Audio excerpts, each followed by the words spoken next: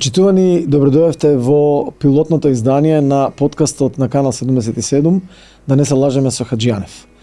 Пред да започнеме, да ви се заблагодарам за сите оние кои што не себично ги споделивте вашите ставови и успеавте да ни или им помогнавте да го избереме името на подкастот, со што всушност направивме еден вид заеднички напор за да може овој подкаст да служи за сите нас. Како што ветивме, во овој подкаст ќе зборуваме за жешки теми. И тие жешки теми ќе ги гледаме од неколку аспекти, без да заземаме посебна страна, сакајќи да ја доближиме вистината до вас, но и да стимулираме дебата за прашања за кои што можеби немате услови или немате можност да ги слушнете на друго место. Ќе зборуваме за геополитика, ќе зборуваме за жешки прашања и таа геополитика ќе ја гледаме од повеќе аспекти. Денеска во нашето прво пилотно издание имам чест да зборам со еден од можеби подобрите новинари во нашиве простори и човек кој што не е инволвиран само во Македонија, туку и во регионот, но и пошироко. Со мене е Джел денеска. Джел, добре дојде.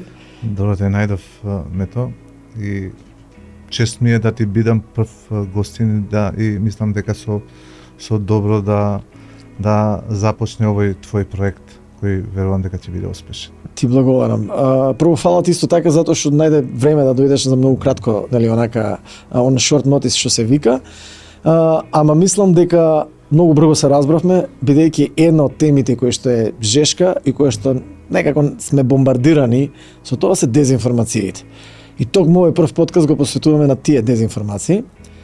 Но она за кое што разговаравме со Джел е дека сакаме да ги разгледаме малце, да направиме декодирање на дезинформациите, бидејќи слушаме многу информации, дел од тие информации се добри, дел се помалку добри, дел се повеќе добри.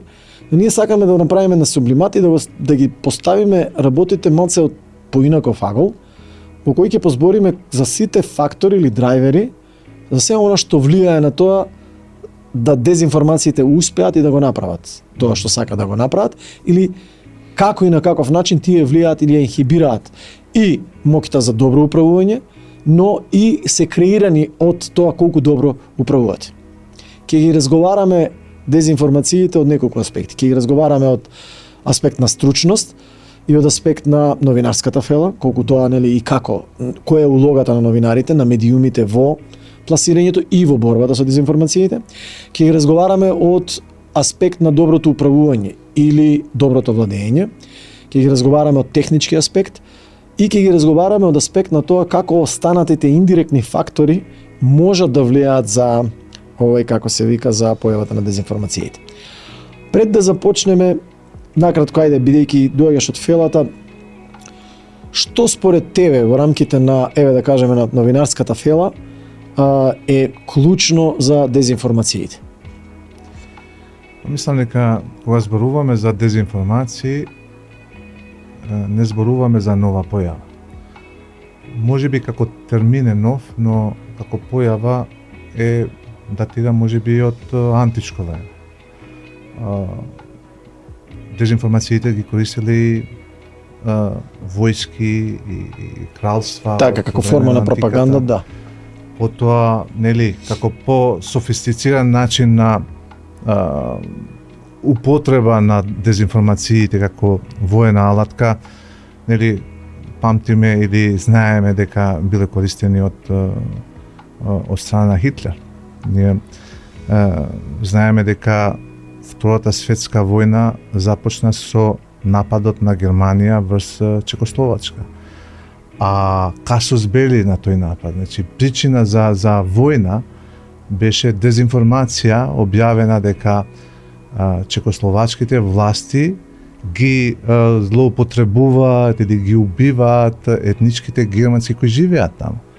И таа информација потоа беше дезинформација, всушност, беше употребена внатре во Германија да се мобилизира целата таа Хитлерова војска за да се нападне Чекословакија.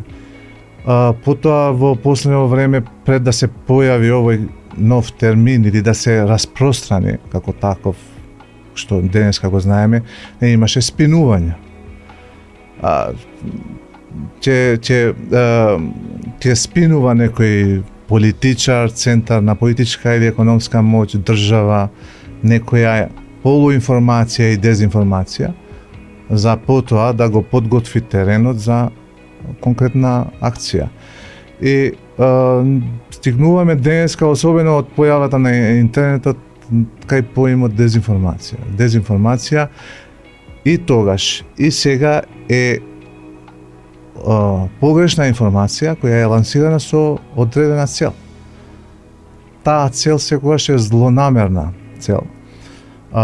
И токму заради тоа дезинформацијата веќе не се третира како, не знам, како некоја појава која е негативна само кај медиумите, само за новинарите, туку е третирана како оружје.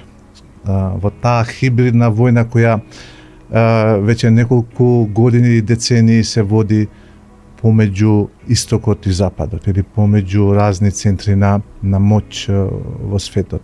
И заради тоа мислам дека е многу значајно за сите држави и општества да се гради тој отпор, тој имунитет, да бидат државите и општествата резилиентни на овие дезинформации, со цел да го зачуваат најпрво нивниот суверенитет, а потоа и нивната стабилност и внатрешен мир и безбедност. Затоа што, нели, реков дека дезинформациите веќе се оружје, и тоа опасно оружје кој се користи.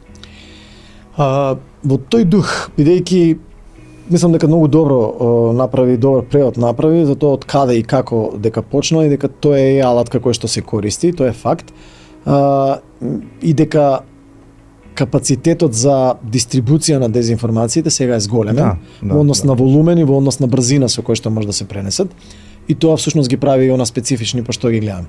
Во тој дух, како вие гледате улогата на новинарите кај нас и регулирањето на политиките, ајде баш така да кажеме, околу новинарската фела, околу медиумите, бидејќи не станува збор за една, нели само работа. Едно е новинарска фела, друго се медиуми, во тие медиуми имате интернет портали и така натаму и така натаму. Сето тоа како сега во еден тој амалгам или во една таа кошница гледате на извор за дезинформации или во борбата за дезинформација? Сега кога зборуваме за медиуми, веќе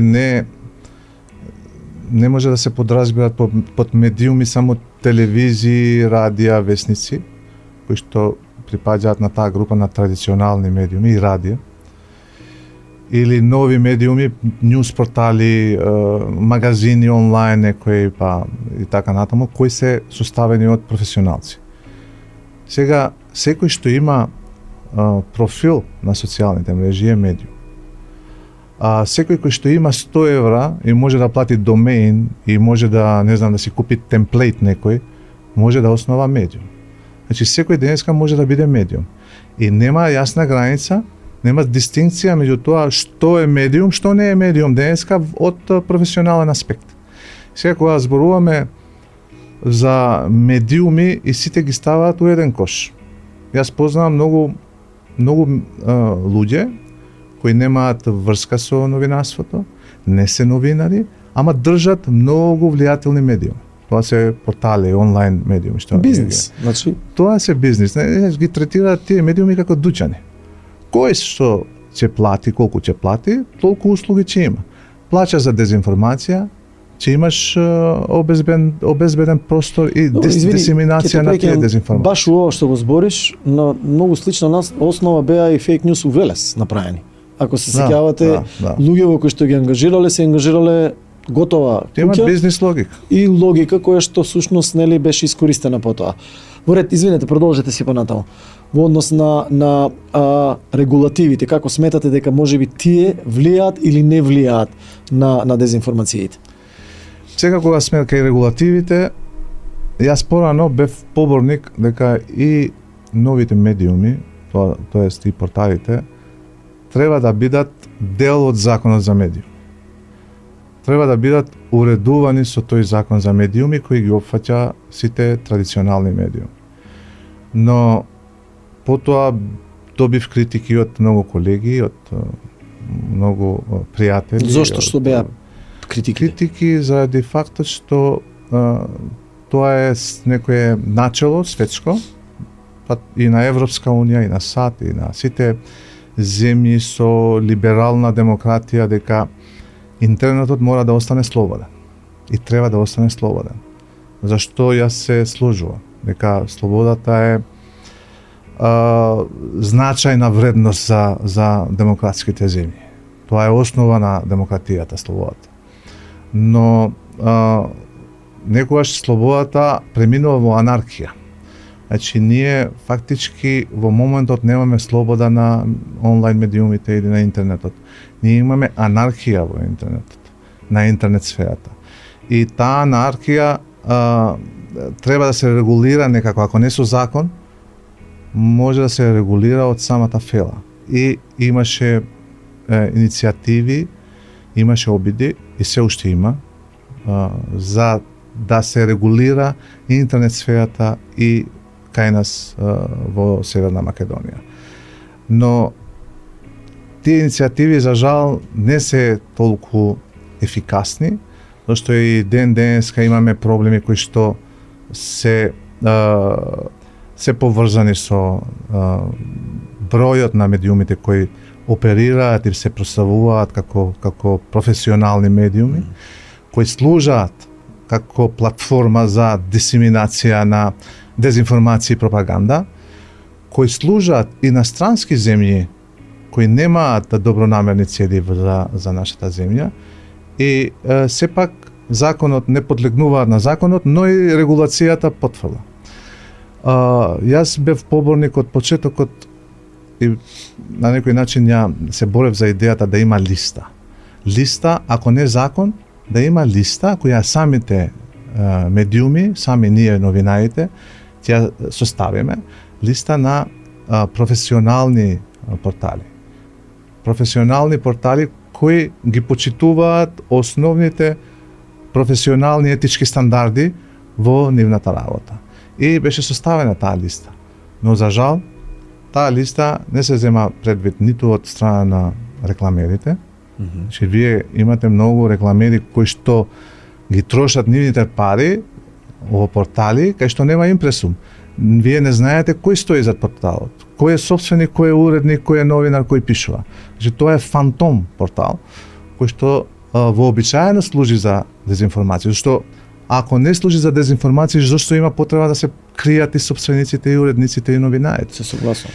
И освен фирмите, што е уште потрагично, и институциите не ја почитуваат таа листа.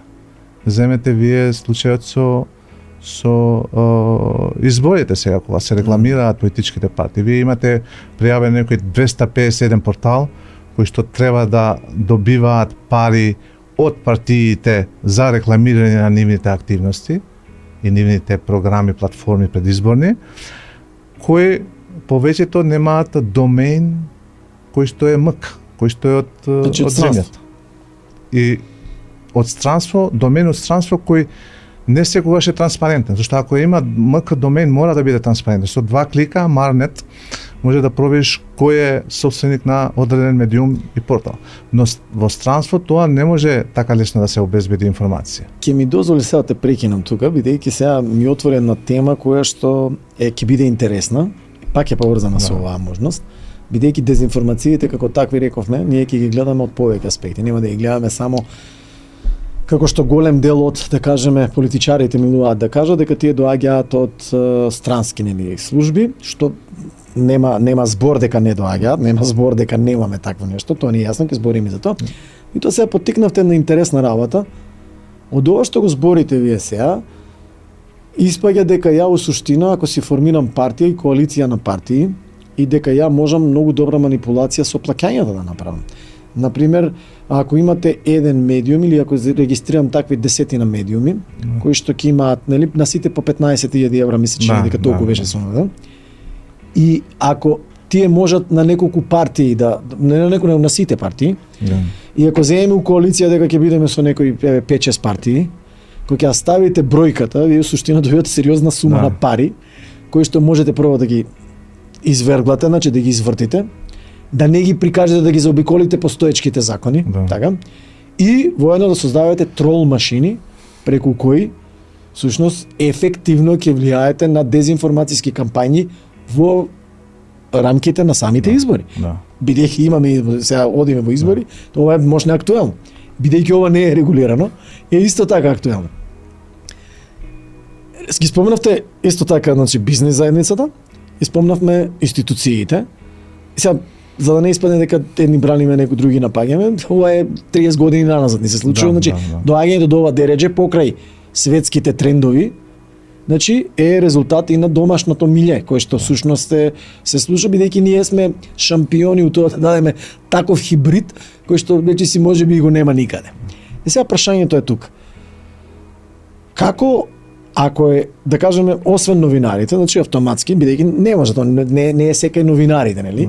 Значи некои всушност постојат стимули и драйвери, иако тука исто има, да кажеме, лавиринти во кои многу новинари, да кажеме, сега почнуваат да изноѓаат нови креативни решенија преку граѓанскиот сектор, да нели да диверзифицираат. Да. Нема лошо во тоа да се разбереме, меѓутоа и тоа отвара можност за одредени манипулации. Ако вие сте или сте медиум или сте граѓански сектор, тоа е многу битно околу финансирањето по тоа. Начините на кои што ги по кој основ ќе ги добивате парите, како ќе ги добивате парите, бидејќи на крајот на денот се врти околу парите, кој е тој кој што спонзорира. Дали сметате дека отсуството на политичка волја или политичката алчност кај политичките субјекти за да можат да имаат, да го изиграат, да кажеме, правото на сите, зборуваме, и да можат да како се вика, да дојдат до нивна краткорочна цел, отвара каскадни можности за други вектори на закана под кои подоцна овие опасните актери кои што ги збориме ги искористуваат и ни создаваат хибрид од кој тешко можеме ние да кажеме, или граѓанинот тешко може да каже ова е злонамерна дезинформација, ова дезинформација е добра, или од кој може тешко да каже, па чекајте, не можеме сега да кажеме дека руско или кинеско влијание или иранско влијание, кога и вие го правите сето тоа. Како ќе направите разлика? Кога сме кај дистинкцијата помеѓу тоа што е невладина организација и што е медиум, можеби од технички аспект тоа може да биде и проблем во однос на, не знам, реклами, во однос на ДДВ и во однос на даноци. Но верувам дека нема ништо лошо невладините организации да имаат и нивен медиум или обратно. Така е. Обратно. Рековме, тоа е граѓански сектор во кој треба да се стимулира граѓанскиот активизам. Да, што сепак тие се транспарентни во нивните намери, во нивните акции. Ако се. Мислам, ако се невладени организации, ако некоја невладина организација стои за одреден медиум или медиумски продукт, тоа лесно може да се провери кои се основачи на таа невладина организација или кој е одговорен за контрола. Има некоја контрола и лесно може да се проверуваат нештата. Ако една невладина организација делува сомнително во однос на загрозување на мирот и безбедноста на земјата, тогаш може слободно и службите, но и институциите да проверуваат дали таа невладина организација можеби има задни намери или служи како платформа за дисеминација на штетно влијание. Но кога се работи за странско влијание преку медиумите, социјалните медиуми, фантом порталите, може преку поединци во традиционалните медиуми, значи тоа се случува. Зашто досега за волја на вистината немаме регистрирано ниту еден медиум кој што е во собственост на граѓанин кој не е државјанин на Република Северна Македонија. Значи нема ниту руски медиуми тука основани што се во собственост на руски бизнисмен, на руска компанија или на кинеска компанија, иранска компанија и така натаму. И сега, според мене, што ние може да кажеме дека ова е добро влијание и ова не е добро влијание, штетно влијание, малигно влијание, што ние го користиме тој термин. Тоа тоа фактички го одредуваме кога ги анализираме нашите стратешки цели, како држава мислам. Ако во 1993 година во нашето собрание се поставени тие стратешки цели, интеграција на земјата во НАТО и во Европската унија, тоа се две стратешки цели. Значи луѓето тогаш размислувале многу добро. Ние сме биле млади, можеби, и не го памтиме тој период. И размислуваме по која насока земјата, која што 91 беше доби независност, по кој пат да тргне. И сега можеби најдобро тогаш се анализира да работите. Нели падот на комунизмот, нов бран на демократизирање, Така геостратешки ефект беше. завршување на студената војна, па Фукујама вели крај на историјата. Значи имаме еден момент кога нели комунизмот како проект пропаѓа, демократијата се доминира и имаме црно-бел свет. Значи имаме комунизам кој што тоне во сиромаштија и имаме од друга страна неолиберализам или капитализам каде што нели луѓето живееја подобро, има повисоки плати и се уште имаат. И сега тогашните политичари, мислам разумно одлучувале дека ние подобро е кон овој свет да тргнеме. И сега од оваа временска перспектива, пак ако ние одлучуваме или го ревидираме тој став, што многу е тешко, ама еве, да карикираме, дека може да го ревидираме, ајде каде да тргнеме, први да видиме каде ни бегаат децата. Децата не ни бегаат ниту во Иран, ниту во Русија, ниту во Кина да работат. Значи, нас ни бегаат во Европска унија, во САД, во Австралија. Значи, ни бегаат во тој сет на држави кои го сочинуваат поимот Запад. Што и Јапонија Запад, така го нарекуваат, добро. И Јапонија е дел од тој Запад, иако е на далечниот исток. Така е. Значи, таму ни бегаат луѓето. И за школување, и за работа, и за подобар живот, и за се.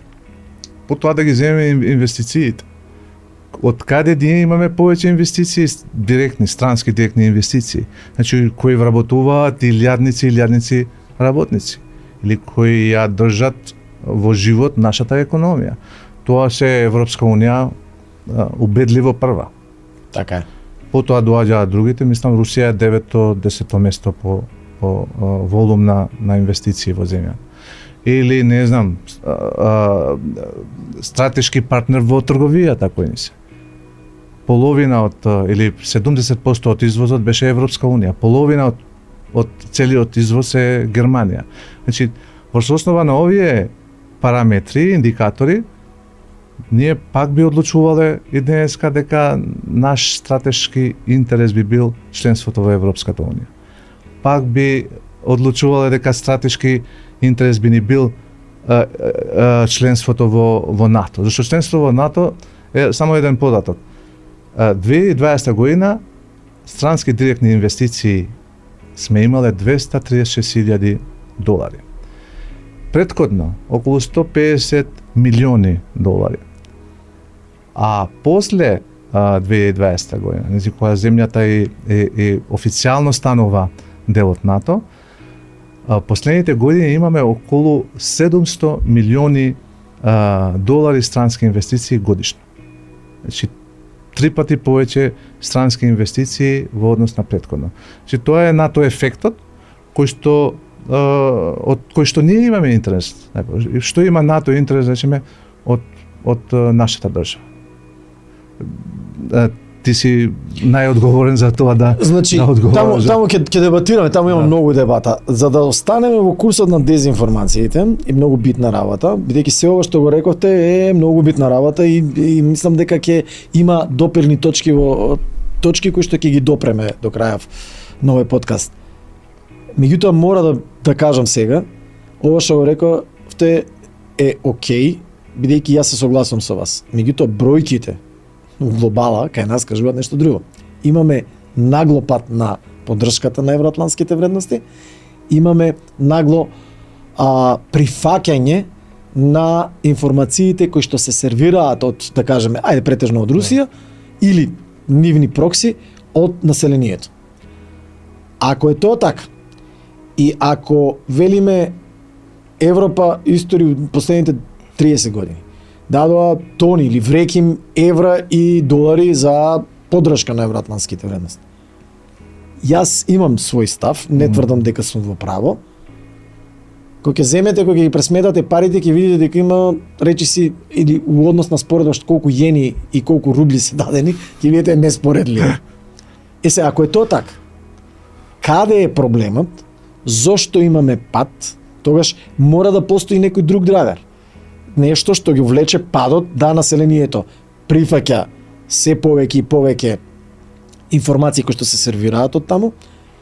Точно е дека сакаат, има логика, некоја друга да кажеме ајде би бил devil's advocate, би ти рекол дека може би сакаат да идат само заради бизнес интерес, исто како што и во дезинформацијите.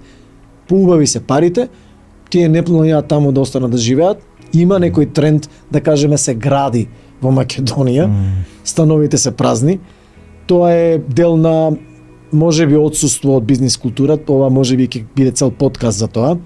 Па немаат во што да инвестираат, купуваат станови и прават некаков си бум, ги враќаат назад парите. Ирска е една од државите која што на овој начин успеа да излезе од бездната, да стане една сега од најдобрите држави. Романија е многу слична, бидејќи тој капитал го враќаат назад. И сега таа идеја дека нели е окей кој што доаѓа и има тежина во тоа, дека не сакаме да дојдеме на истокот, сакаме да дојдеме на западот, е добро. Но се овие се работи кои што се јавуваат како фидбек и кои што се пенал на некој начин условно кажано во пукање на тие дезинформации апропо овие податоци. Ако е тоа, ако инвестирале, ако се добри и така натаму, зошто имаме пат? Второ, има проблем со тоа како ќе ги регулирате странските инвестиции. Дали странска инвестиција директна значи дека ако вие дојдете кај нас, на пример, и инвестирате, ќе направите после тоа затоа што имате супер понуда од владата, било која влада ви дала супер понуда, ќе направите хипер заработка и на крај хипер истицување на тој капитал наместо реинвестиција. Да, Реинвестиција и овде, за да има ефект тоа, инаку сме што? Инаку сме ефтина работна сила и место од каде што можеме да си ги спереме парите. Значи, тоа е проблем. И следен проблем ви е, да кажеме, скандали кои што се поврзуваат на еден или на друг начин со присуство, не само кај нас, него и во регионот, на одредени дури и странски фирми во корупцијски скандали инволвирани многу слични, како што на пример имаше француска компанија која што на многу сличен начин како кинезите во Србија, што прават и они биле вмешани во некакви си сделки со во корупцијски скандали. Сега, ако е сето ова, сега веќе ни отвори неколку прашања. Прво, дали сега драйвер е лошата политика, незнаењето на политиката, корумпираноста внатрешна, без разлика на добрите намери на Европа, или лоши, или алчни, можеме така да ги гледаме. Дали тоа е еден од драйверите? Второ, дали населението, дали културните врски на населението, традициите и така натаму се до толку силен фактор во кој водството заради лошите политики дозволува да од страв луѓето се идентификуваат со она што го чувствуваат како блиско, нели? За да таа е тој belonging.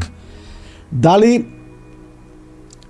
незнаењето и дали има некои технички аспекти на сето ова кои што се искористуваат во тој меѓупростор на интересот на корпорациите и бизнисите, интересот на политиките и интересот на овие ревизионистите, да кажеме, кои што бараат свое место сега на таа геополитичка сцена. Значи, како вие гледате на тоа? Како мислите од овие драйвери некои да ги разгледаме сите нив и ќе дадеме, предлагам да дадеме по некое, да кажеме, еден аспект и ќе го дадеме со примери, на пример, во како зошто тоа е како извор во ова и како се вика за дезинформација.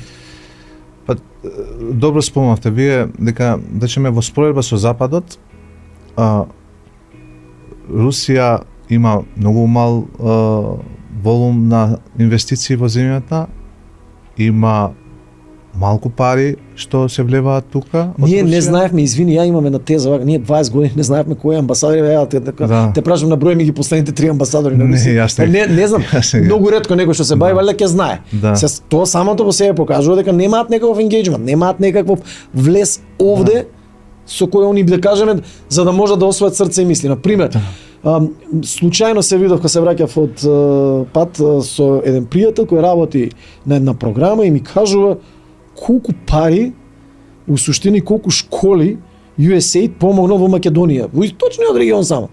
И сега вие си викате, чекајте мајко му стар, некаде има што е работава, зошто луѓето Или Европската унија колку Да не збориме. патишта, школи, така е. не знам. Каде е проблемот? Значи има тука една друга линија, да не ме прекинувам, извинете.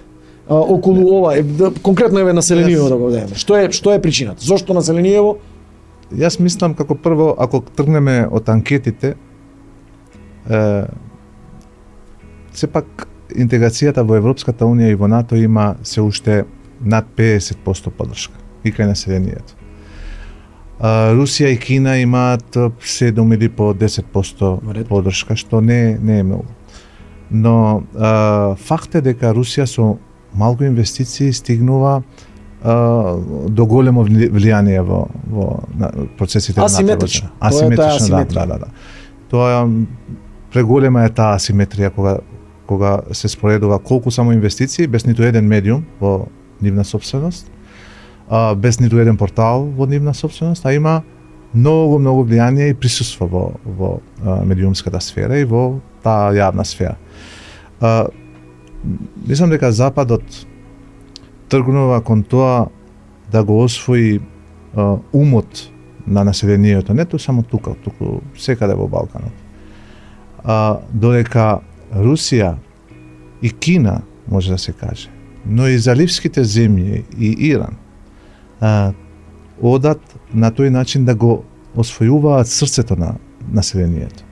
И мислам дека во оваа нивна стратегија една од најсилните алатки е токму религијата. Вие имате, да речеме, религијата секогаш се користи, нели Маркс рекол дека религијата е опиум за на масите. И токму заради ова силно влијание на религијата во начинот на животот на луѓето и во начинот на кој размислуваат луѓето, ја прави религијата атрактивна алатка на овие центри за на мобилизација, добро. Не само на Русија. Еве Кина, да ја абстрахираме, зашто Кина нема никакви религиозни сличности. Географски е исто далеко со земјата. Но Русија неколку пати не се поставува како заштитник на сите словени секаде кај што живеат. Или заливските земји преку нивни конкретни инвестиции во изградба на религиозни објекти низ земјата го шират нивното влијание. И потоа ние се чудиме само колку луѓе од тука заминале, да речеме, да се борат некаде во Сирија, Афганистан или натаму. Секаде во светот кај што има вакви конфликти верски. Значи, тоа влијание многу лесно се остварува токму преку злоупотреба на религијата. И тој пристап, нели, Западот оди да се присвојат да се присвои мозокот на условно кашано на населението, но истокот оди да се освои срцето на тоа население. И тука мислам дека Западот треба да се преиспита. Што ако за населението им е потребно или значајно да се изгради религиозен објект, подобре да се финансира, да речеме, од нив, што според моје мислење нема да биде злоупотребено за цели кои што ние ги имаме денеска како резултат. Нели реков, така, борци во странски фронтови, не знам, потикнување на инциденти и конфликти секаде кај што има такво влијание преку религиите. Затоа мислам дека тоа преиспитување на односот кон овој регион најмалку може да придонесе и до промена на перцепцијата кон Западот кој го имаат овој дел од населението. Овде морам сега да интервенирам, бидејќи веќе се отвори на ново прашање. Дали тогаш ако е тоа така, нели ги изнесуваме дека ова се фактите, не се само тоа наши факти, тоа има статистика, кој колку влијание, односно кој колку пари вложил во што и како и така натаму. Дали тогаш се поставува прашањето, прво покрај тоа што има грешка Западот, ајде да кажеме дека можеби грешат во пристапот или нешто што функционирало 95-та, Многу 97 година. технократски пристапува на Разбирам, нешто. тоа е така. И се Да. фокусирани на оној бизнес ориентед продукт на краткорочни цели, упромашена култура, која што е колективистичка, која што е со долги мемории, Точно. и кај која профит ориентед не е само тоа. Значи ја имав на пример кога студирав во САД и кога имавме проблем со името, ми викаа колегите: "Добро, зашто не го смените името?" И го сте го решиле проблемот. Се не може како ме така да го смениме. Не иде тоа така. Они буквално така размислуваат. И тоа е профит ориентед култура, значи индивидуализам и на project based. Да. Тоа е едната работа. Да кажеме, ајде, они го сгрешиле. Ама ја мислам дека има еден друг проблем.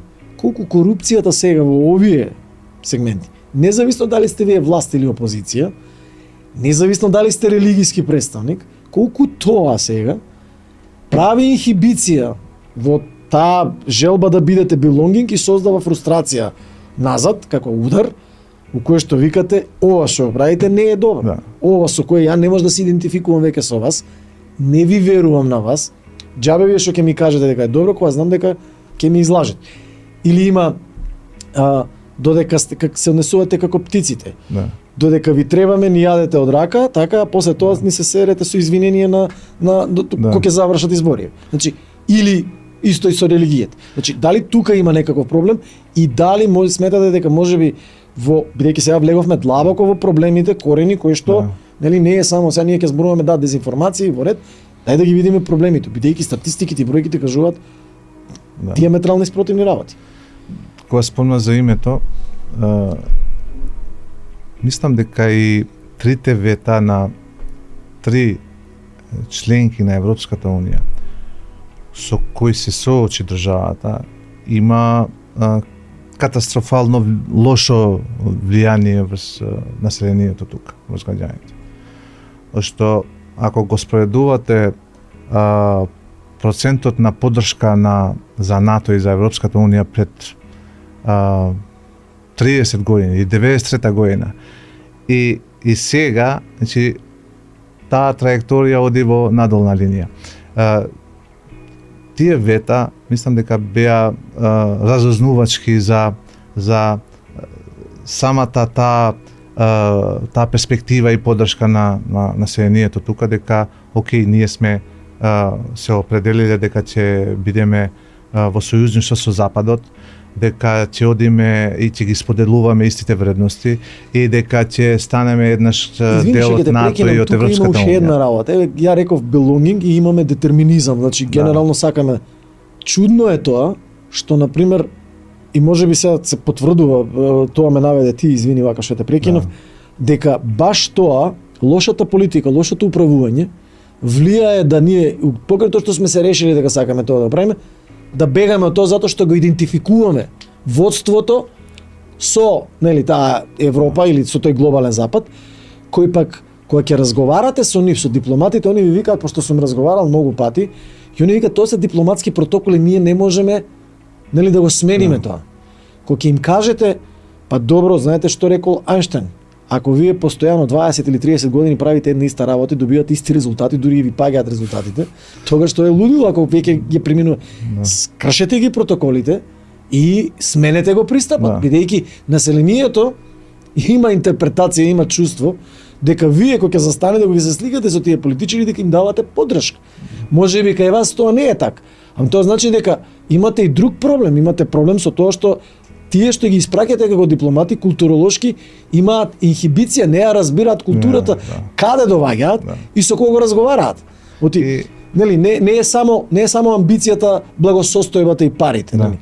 Што ги рековме, еве, се прави инженеринг и таму. Постојат, извинете ме прекинав. Тоа беше и создаде голем проблем во овој правец, зашто сега веќе поддршката за интеграција во Европската Унија мислам дека паднало под 50%. Не го кажуваат само тоа. Зошто да речеме Грција колку време само ја блокираше земјава да напредува во тој евроатлантски интегративен процес. Зошто потоа Франција заради методологија пак стави вето не конкретно за нашата држава, туку во однос на проширувањето. Добро, ние го основаме. интерпретиравме дека се однесува на нас. Океј, но фактички беше вето, зашто после 2018 година, кога беше потпишан тој Преспански договор, имаше враќање на оптимизмот кај населението. И ако се смени името, сепак луѓето викаа, океј, тоа беше наше жртвување за наша подобра перспектива, посветла перспектива.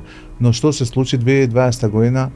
Пак 2019 француско вето, 2020 година бугарско вето.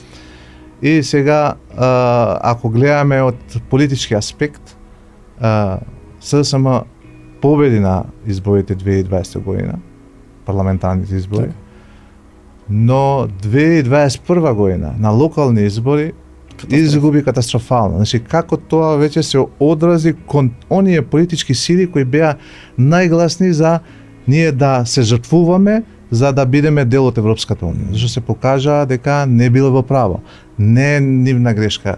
И вие и јас можеби така би постапиле, зашто нели како мала држава не смееме да останеме изолирани и сами во ова немирно време во Затоа ветувам на гледачите дека ќе разговараме баш и со најекстремните кои што сметаат да бидеме за да ги соочиме баш аргументите, бидејќи јас како вас го делам мислењето дека во ваков свет на ајкули во кој што се движите, ако не сте во некое јато, сами сте, немате нафта, немате извори, немате диаманти, немате злато, немате криптонит, што би се рекло, со кој нешто магично ќе направите за да бидете фактор. Добро. И затоа мислам дека има многу многу фактори кои што може да кажеме дека влијаеле кај населението за така да размислуваат или да бидат да не кажам жртви на штетно влијание. Зашто тие вета и тие блокади создавале такво тло, таков терен тука за тие дезинформации и влијанија да бидат ефективни. Така. И токму овој процес, интегративен процес, мислам дека ќе биде катализатор за како населението ќе ги перцептира и истокот и западот. Зашто не сите можат да размислуваат или да ги анализираат околностите надвор од границите. Тие размислуваат емотивно, чувствата преовладуваат и кога сме кај чувствата, рековме дека кај чувствата религијата има многу значајна улога како став ќе зазедете за некој случај, за некоја појава, значи за војната во Украина. Дали ќе поверуваме на Путин дека тоа е специјална операција или ќе поверуваме на Зеленски на западот дека тоа е брутална инвазија врз една суверена земја. И кога зборевме за ако ми дозволиш, кога зборевме за тоа како ние кои сме ние да кажеме дека ова е добро влијание, ова е штетно влијание, и баш сакам да истакнам и што е целта на Русија, не е целта Украина. Целта на Русија е еден вид на нов светски поредок, кој што ревизионизам, точно. Ревизионизам. Сака да направат ревизија. Што Путин уште 2008 година во безбедносната конференција во Минхен првпат после завршување на студената војна изјави дека не се почитува договорот од Јалта, дека зоните на интерес се преместени, дека НАТО премногу се доближува до границата на Русија и фактички тој најави дека нема тоа да го дозволи, ќе резистира на сето тоа. И што предпочитува тој? Нов светски поредок. Сега имаме светски поредок заснован врз правила. Кои се тие правила? Тоа се правила кои што се во рамки на Обединетите нации, во рамки на НАТО, во рамки на Европската унија, значи тој е светски поредок кој што ние сме дел.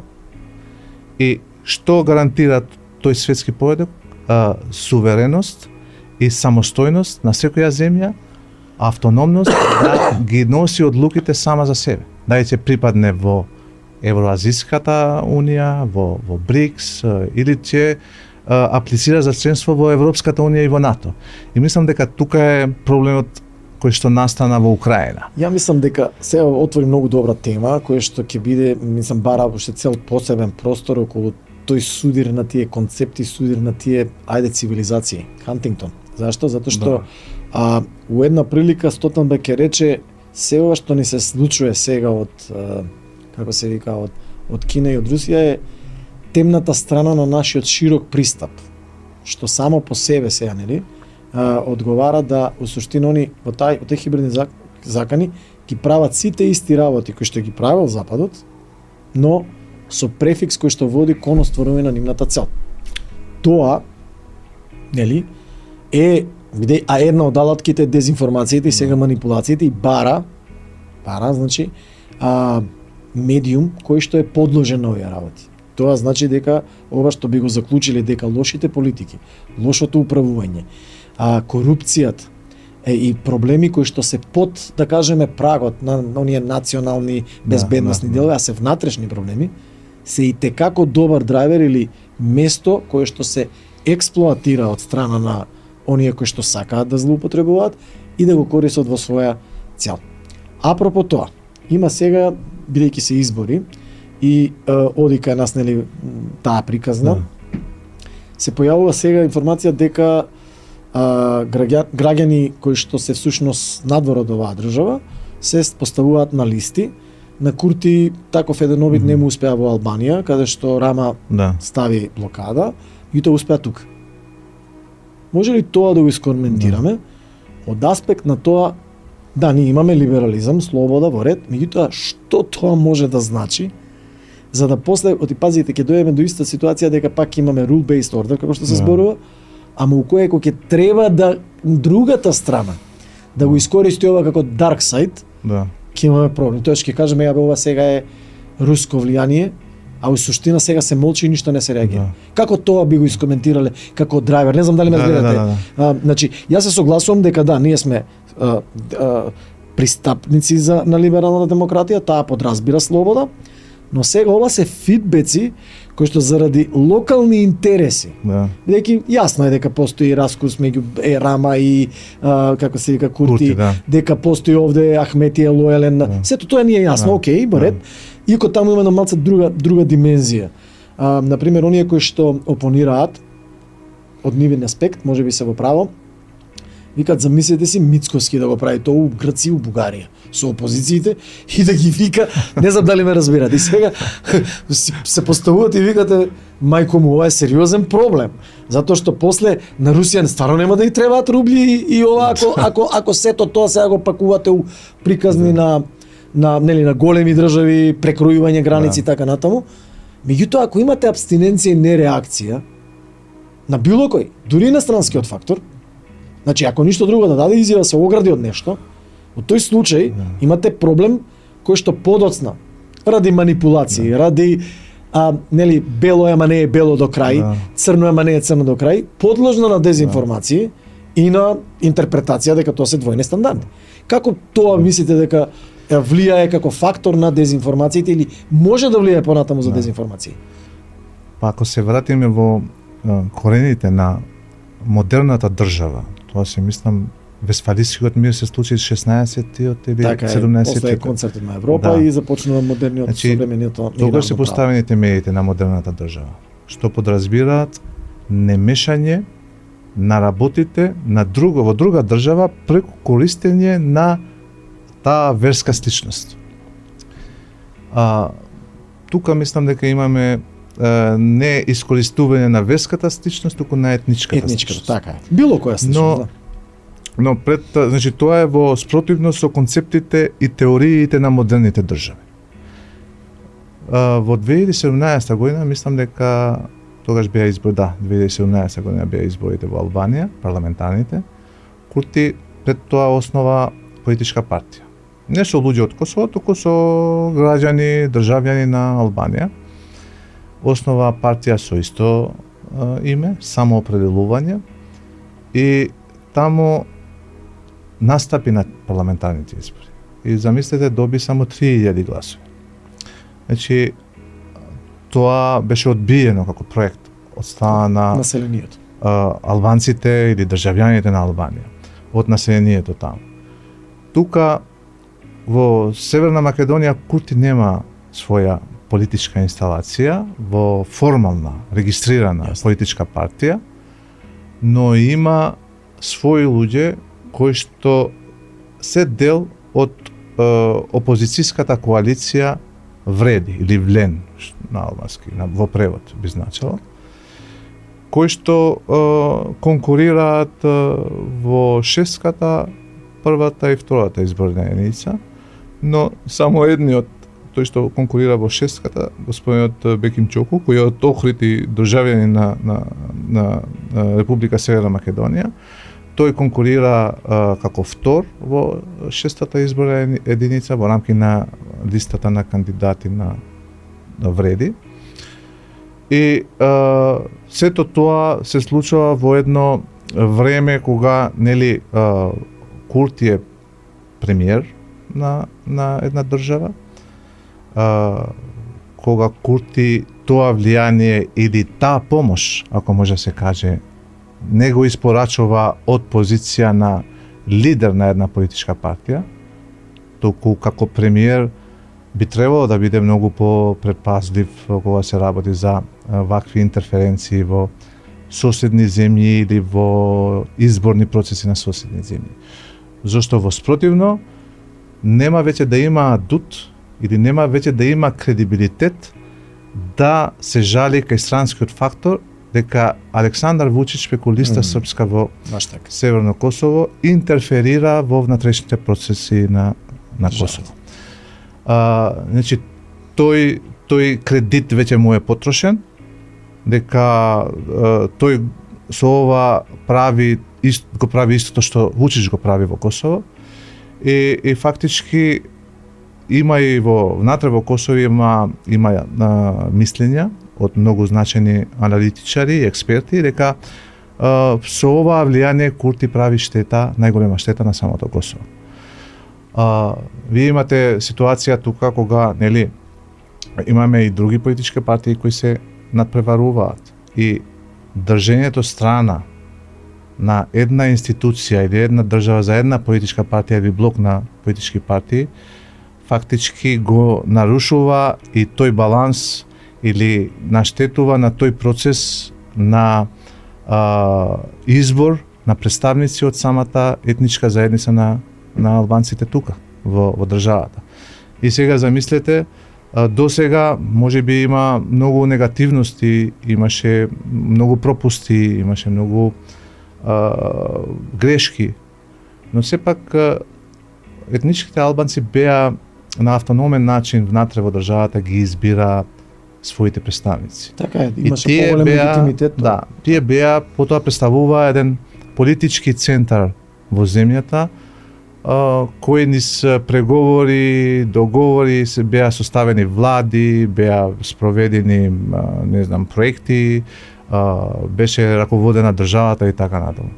Но сега замислете, ако ова влијание продолжи, што ќе се случи ако Влен или Вреди ги добие изборите. Значи, вие немате, албанците нема да имаат тука политички центар. Значи, за нив ќе се решава надвор.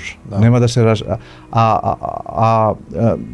Најдобро за нивните проблеми знаат граѓаните албанци што се тука. Така е.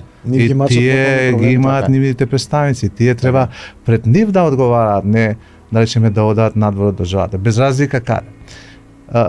За волја на вистината има тука и да речеме единствена Русија, која партија е исто така основана со директна помош на Дугин и на, како се викаше онај другиот советник на Путин, кој беа во Скопје.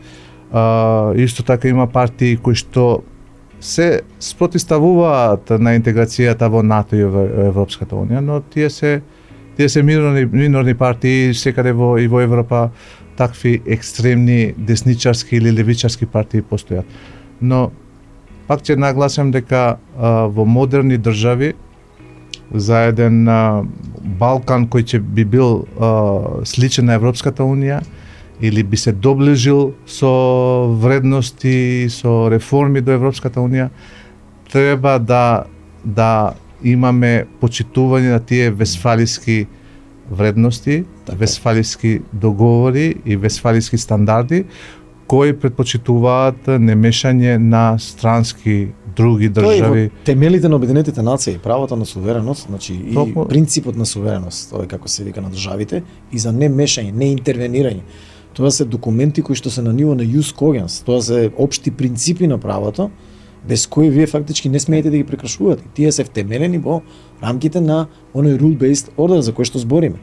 Токму така, но оваа влијание, што јас помош и влијание треба да се разликува.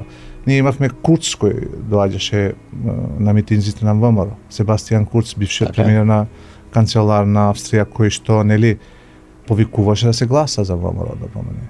Или имавме други представници на... имавме сега од САД кој рекоа дека не треба, никола нема да купат од... Да, так. Или од Германија, нели дојде представник на ПЕС, на европските социјалисти кои рече дека треба да се гласат за социјалистите, за социјалдемократскиот сојуз. Значи, тоа се нормални појави во една Европска унија, но и во рамки на континентот на Европа. Тие идеолошки сличности, таа идеолошка блискост, солидарност може да биде и во рамки на демократските процеси, но поврзувањето врз религиска или етничка основа сегогаш е извор на конфликти, на поделби, кои што се и денеска случај во Блискиот Исток. Вие ако го прочитате Кисинџер, мислам дека беше World Order, светски поредок 2013 година книгата, тој покажува зошто во тие земји не може да функционира демократијата. Зошто не се почитува тој весфалиски принцип на држави. Зошто една држава искористува религиозна или сектарска сличност кај населението во другата држава за да интерферира и влијае, а со тоа и да ги минира процесите во друга држава. Значи тоа е опасно и мислам дека како такво треба да се третира. Бидејќи времето ни бега, еден добар стих од македонска многу песна, која што беше популарна доста, ни летна време, искрено кажам, ја уживав у разговоров. Се надевам дека понудивме доста аспекти, а само една кратка ретроспектива пред да те запрашам кои би биле топ 4 работи кои што би требало да ги направиме за да се намали влијанието на штетните дезинформации. Само да направам една кратка ретроспектива, зборувавме за тоа како и која е улогата на новинарите и на медиумите во дезинформациите. Зборувавме за тоа историски аспект, дадовме најпрвен, како се развиле дезинформациите. Зборувавме за влијанието на геополитиката. Зборувавме за лошото управување, лошите политики, како тие како фактор можат да влијаат, и зборувавме за некои инженеринг, нови појави кои што се јавуваат во рамките на самата либерална демократија, како нели пречекорување влијание и така натаму, или искористување на тие лавиринти кои што после може да направат каскадни ефекти. Зборувавме и за културата, зборувавме за инвестициите. Кои според вас сега се топ 4 работи кои што вие би ги издвоиле за да им порачаме на гледачите на овој подкаст, за да се намали влијанието на штетните дезинформации? Јас мислам дека најпрво би ги промовирал придобивките од интеграцијата во Европската Унија и во НАТО, или процесот на интеграција во Европската Унија. Самиот процес носи придобивки. Тоа е планот, сега веќе 2 милиарди евра се на располагање, уште 4 ќе бидат понатаму во процесот, и постепената интеграција како нов принцип, нов пристап на Европската Унија кон Западниот Балкан. Значи, не да се чека целосна интеграција на земјата, туку постепено да се интегрира првен регионалниот пазар на Западен Балкан, потоа тој пазар да има пристап во тој голем европски пазар, да се интегрира во неколку сегменти на Европската унија, економијата, интеграција на пазарот на на труд. аспект е јакнење во економија, инвестиција, значи јакнење во таа Да, економска подобрување социјална на животниот стабилност. стандард на граѓаните. На крајот на денот тоа е тоа што Тоа е тоа што главниот стомак, нели како викаат, не верува ништо друго. Точно. Во ред? Како второ, јас би работел и на зајакнување на, не сакам да го користам зборот борба, туку на превенцијата од штетни влијанија преку дезинформација. Тоа значи формирање на функционално, ефикасно, ефективно, координативно тело, сочинето од владини представници, опозиција, собрание, медиуми, невладин сектор, експерти и така натаму, за да се изготви стратегија, ако не е веќе изготвена, која би обезбедила заштита од овие дезинформации. Зашто, нели, Уолтер Липман вели во јавно мислење, вика, ние не знаеме каков е светот надвор. Ние преку информации и градиме и ставови. Значи, ние не знаеме дали водата е солена или не е солена, туку треба да информации преку нашиот осет да. Така. Нашите рецептори да добиеме, па да изградиме став за оваа вода. Затоа се битни медиумите. Така. И битни се квалитетните информации. Како трето би работел со религиозните институции.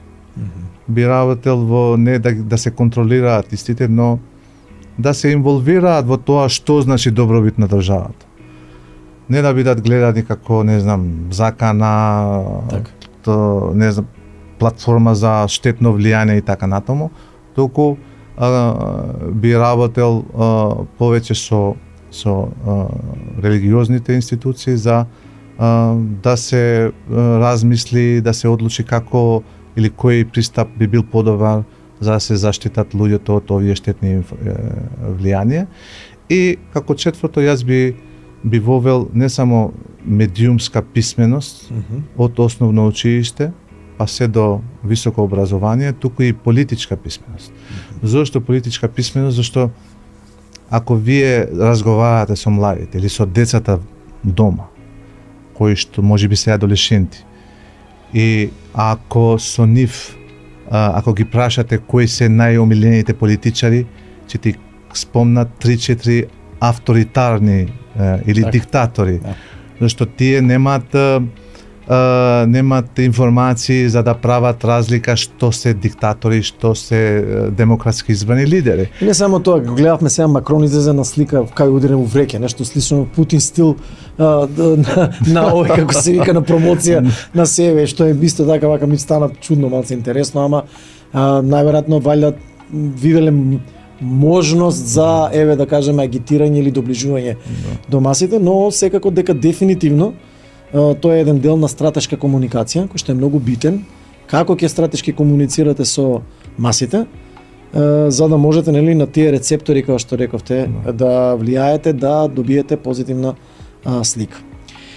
Добро, Джело, ја тебе ти благодарам многу за овој одвоеното време. Се надевам дека понудивме интересна содржина, уникатна, затоа што не зборувавме за, нели, оние карактеристични секојдневни работи како се анализираат дезинформациите. А вие, драги гледачи, останете и понатаму со нас, бидејќи ќе следат многу жешки теми, секако во Да не се лажеме со Хаджијанев.